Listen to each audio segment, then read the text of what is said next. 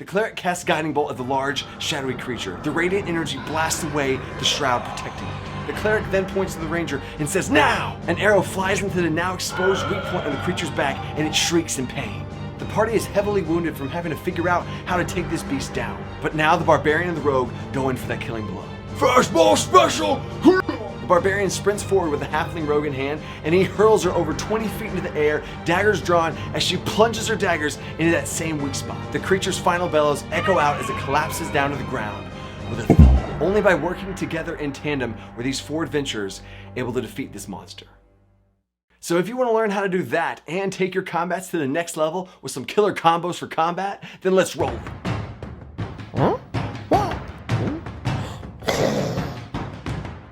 Welcome to the Dungeon Coach. I'm the Dungeon Coach. I'm gonna help lower that DC of your game with outside of the box creative ideas to take your game and your combat to the next level. If that sounds like something you want, then make sure you hit that subscribe button for more content, because there's a lot more coming. In this video, I'm going to go over different D&D Combat combos that will inspire and let your players play together, speed up combat, and have unique mechanics that'll feel great when you finally defeat that monster. I'm going to go over my homebrew house rules for throwing creatures, both friend and foe, taking turns in tandem with your team, giving your players actual special moves that only work together as a combo, and monster mechanics that require your players to work together to take the thing down. And now what could be better for a combo combat video than a combo collaboration with another D&D YouTuber? I'm bringing in Bob, the combo breaker.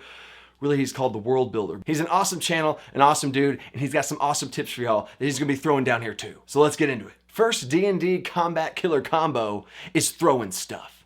Ugh. So many times players wanna throw stuff, and I've seen DMs have to scramble on what to do, especially when it comes to throwing live things like enemies or each other. So here's my combat house rule. You can throw friendly creatures one size category smaller. So for medium-sized creatures, this would be throwing things like goblins, gnomes, halflings, and kobolds. But we'll talk about medium-sized creatures throwing other medium creatures in a second. So the thrower makes an athletics check, while the throwee, yep, that's what I'm calling somebody that gets thrown. The throwee makes an acrobatics check, and they take the results of both of those individual rolls and add them together, and that is how many feet that the thrower can throw the throwee. I also add this in, but if the thrower rolls higher than a 10 on their strength check, then you round up on the number of feet by the 5-foot squares. And if the throwee rolls higher than that base DC of 10, then they are able to land safely and not take D4 of damage from their friend throwing them into the ground. Also, to clarify something, the result you get from this is the maximum that the thrower could throw that person. If you get 20 or more and you're only trying to throw them 15 feet to land on some sort of ledge, they could easily throw it and they'd land safely, unless the throwee rolls less than 10. Fun sports fact timeout. I'm getting a lot of different kind of timeouts here. Olympic male shot putters can throw an almost 20-pound ball almost 80 feet. So that would be a pretty strong baseline for a strong hero character. So if you sprinkle a little bit of simple math on that, that would mean that 40 pounds could be thrown about 40 feet. I say all of this to know that I have put a decent amount of math into this to make sure it feels right, and it looks pretty good to me. Now, what if we're talking about two people that are the same size category that are trying to throw one another? Have you heard of the phrase, I can only trust them as far as you can throw them? Well, it's just about that far. Realistic math timeout. I'm gonna stop naming the timeouts. I'm just gonna call it timeout. Now, based on the math I've done and some really funny videos of watching people do this on YouTube, I really wanted to be real with you here on about how far you really could throw someone your own size. Because it's like maybe 5 feet. Like imagine trying to throw someone your own size, how far you could, it wouldn't go that far. Oh, and before I forget, you can also apply all these throwing rules towards throwing people vertically. Okay, so my house rule for throwing the same size person as you would be that all the same things apply. Everything I just said is true. The thrower makes a strength check, the throwee makes an acrobatics check, you add them together, but at the end, you divide everything in half. So now, what about getting our hands on those enemies? If you haven't figured this out by now, I try and make all of my homebrews simple and easy. So before you can attempt to throw an enemy, you must have them grappled, so you got a hold of them. Now, grappling is an attack action and can be done as part of a multi-attack, and it would only take up one of the extra attacks of a multi-attack. This throw works the same way. You can spend one of those extra attacks, or your full action if you don't have those, to throw a creature, and it works the exact same way as before. The thrower, being you, makes a strength check to try and throw this creature, but this enemy, the throwee, isn't gonna help you throw themselves. So whatever that athletics or strength check was to throw them, they would only go that far. As a DM, you could also make an acrobatics check for the throwee to see how that goes for them in the air. But for the person, if you throw them into something, they take 1d4 damage for every 5-foot square that they would have flown, but then they hit the wall. What if you throw enemies into other enemies? The two enemies would split the damage between the two of them, cushioning the fall. Or if you want all that damage to go into one person, you could stand right next to a wall, grab the enemy, and throw them into the wall point blank as hard as you can. So if this complicated example makes sense, then you'll be fine. There's a fighter standing 5 feet away from a wall, so there's 5 feet between him and the wall. This fighter's level 5, so he has 2 attacks. The first one he's going to make to grapple the enemy, grapples him. Second, he's going to make to throw him as far as he can, unless he gets a 23 on his athletics check. He passed that minimum DC of 10, so he rounded up to 25 feet. But that wall is only 5 feet away, so instead of going full 25 feet, he didn't go that 5 feet, but would have gone the 20, so all 4 of those squares turn into 1d4 damage, and he'd take 44 damage. Now hold on, if you're thinking right now, why wouldn't the fighter just attack him twice? That'd be way more damage. And I totally get it, but what you're not taking into consideration is the tactical advantage of movement around the battlefield, of being able to forcefully move an enemy to another spot. Especially when we're thinking about combos. But if you do think any of that is too weak, you could easily switch the throw into a bonus action or add d6 damage. In fact, while filming this video, I kind of like the 1d6 because that has to do with fall damage too. And now for those next level homebrews and back to combos, is what if you combo throw an enemy? That barbarian and fighter both run in there together, grapple the same creature, and both make athletics checks to throw that creature. Hopefully you see how this rule system works and you can easily use it in any way that you want now. But wait, how could you both go at the same time if you had different initiatives? The second D&D Combat Killer combo is Tandem Turns. I already went over this in my last homebrew combat video, and the link for it will be down in the description. But I have a homebrew rule that lets other players hold their initiative and go alongside simultaneously with their allies. This really allows for some epic combo moves for sure, and I've even had players run up to a creature, grapple it, then throw it over to their ally paladin who Divine Smite baseball swings it mid-air. Damn, that was epic. I also have a house rule where I let my players hold their initiative to go later in the initiative alongside their allies. But there's the basics of all that, and if you want to see the whole thing with examples, it's in that video. But now, this wouldn't be a D&D combo video without a combo collaboration. And we just talked about throwing allies, so it's time for me to throw Bob into here with some of his ideas. Hey, Bob here from Bob World Builder to throw in a few ideas. Oh, did he already use that joke? Anyway, the net is a seriously underrated weapon that can be used to help your allies. First of all, yeah, net attacks normally have disadvantage because it's a ranged weapon and the normal range is under 5 feet. But you can easily cancel out this disadvantage with a help action, flanking with an ally, or hiding from the target, which is also great for rogues who can bonus action hide, then throw the net with their action. On a hit, that target is restrained. They can't move. They have disadvantage on all attacks, including attacks to cut the net, and all your allies' attacks have advantage on them. Plus, the net is technically only susceptible to slashing damage, and since it's a strength check to get out, legendary resistances don't even work. Timeout. Wait, can I do that?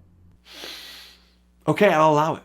For a homebrew twist, use the net's properties for bolas. You know those weights on a string you can wrap up somebody's legs with? Except bolas should have a 30/120 foot range from the sling, to give some attack range without disadvantage. And on a hit, the target should then make a DC 10 dex saving throw or fall prone. Then, besides throwing nets and caltrops and ball bearings, everybody has wanted to throw some sand in the enemy's eyes to gain the upper hand, and here's how to do it. Count it as a ranged weapon with a 5/10 feet range, so like the net, you'll have to overcome that disadvantage. But on a hit, the target has disadvantage on opportunity attacks and must make a DC 10 Constitution save or be blinded until the start of their next turn when they can clear their eyes as a free action. So nets and classic pocket sand are great ways to get away from an enemy and open them up for attacks from your allies. Now, I'm throwing it back to you, Coach. Dang it, he took my other throwing joke. But for real, thanks Bob, and make sure you guys go check out his video on combo combat that we did over on his channel. I'll have that linked at the very end of this video and down in the description. So how do you let your players do these awesome and epic things? Do you just let them do whatever they want the first time they think of it? No, make them earn it. It'll mean far more to them and make more sense how they're able to now do this thing if they had to spend a bunch of time or gold to be able to do it. You could put an initial DC on whatever they're trying to do, and every time they succeed at it, it lowers by 1. And once they get that DC down to 10, they can just now automatically do it. I personally give these type of things to my players on what I call bonus level up perks. It's my most popular homebrew amongst my players, and it's whenever I give extra features to my players whenever they level up. Or I've also given them out as downtime rewards for spending extra time and gold at being able to learn how to do something. So either way, just make sure that they earn it. And that leads us into the third D&D killer combo, are literal specific combat abilities that you give your players that require them to work together. When you let your players be creative and play together in these different homebrews that you add into the game, they'll start to try and come up with cool, epic stuff all on their own. Or in that downtime, they might show you that they're working together on something and you can start thinking about it as the DM. Maybe two crazy party members are trying to come up with something crazy. Fluffernutter! Huh? Watch what they've been trying to do, and then once they level up, give them the ability that now lets them do that thing. So here's some examples of some bonus combo combat moves that I've given my players. But I'm gonna go next level with this example. Instead of just a bonus level up perk or some sort of downtime reward, I had this be an actual puzzle that they found deep in a dungeon. So how this puzzle worked for my 4 players was there's 2 pedestals with a gem on top of each of them.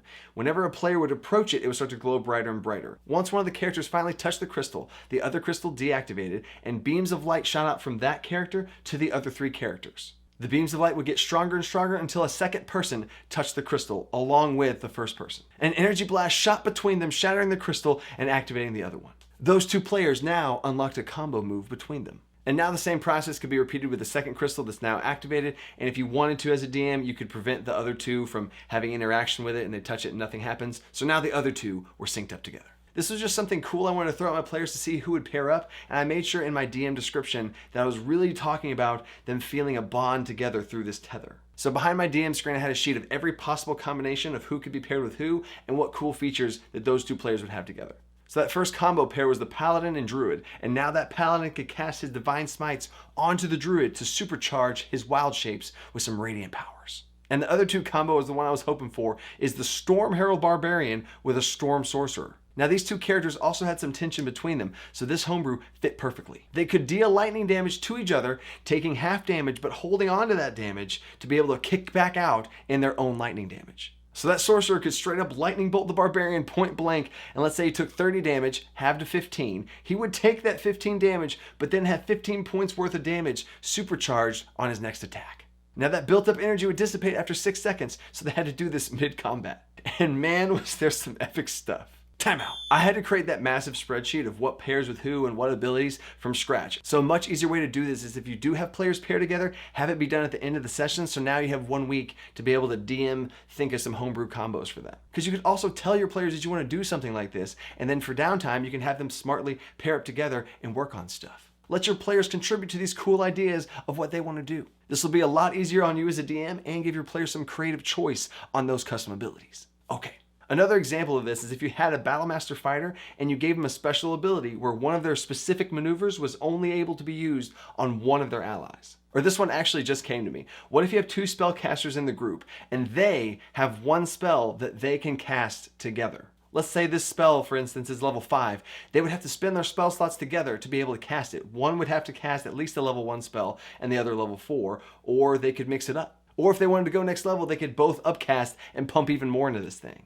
Man, that would be so cool. So hopefully you see the possibilities here and comment down below what cool combos you've came up with from this video. The 4th and final D&D Combat Killer combo is Monster Combo Defense Breakdowns. Could definitely have a better name for that one too. Instead of making your players work together between each other to make things work, have them work together against the monster to be able to break down its defenses and defeat it, like the example I gave at the beginning of the video. Timeout. This concept right here is going to lead me into 2 follow-up videos I'm doing on this to take your monsters to the next level. I have one video on my take of Matt Colville's action-oriented monsters that I call villain actions. This fixes the action economy problem that single lone monsters have and makes them really scary. And the second video's inspiration comes from Z Bashu on his witchery monsters. So basically like the Witcher game series, I'm going to take monsters and make them more unique and more scary. Folklore monsters that you have to learn about to even have a chance at taking the thing down. And I think that video will fit perfectly along the themes in Icewind Dale, Rime of the Frost Maiden. And I gotta say, I was not originally excited for this book, but after a lot of the comments that I heard from you guys in my Icewind Dale hot take, I really am excited. I'm excited to give you whatever homebrew twists I can for this for you to add to your game. So if any of that sounds awesome to you, then make sure you hit that subscribe button so you don't miss out. And for real, subscribing really does help me get out there and do more things for y'all. So I really do appreciate it, but let's get back to those combos.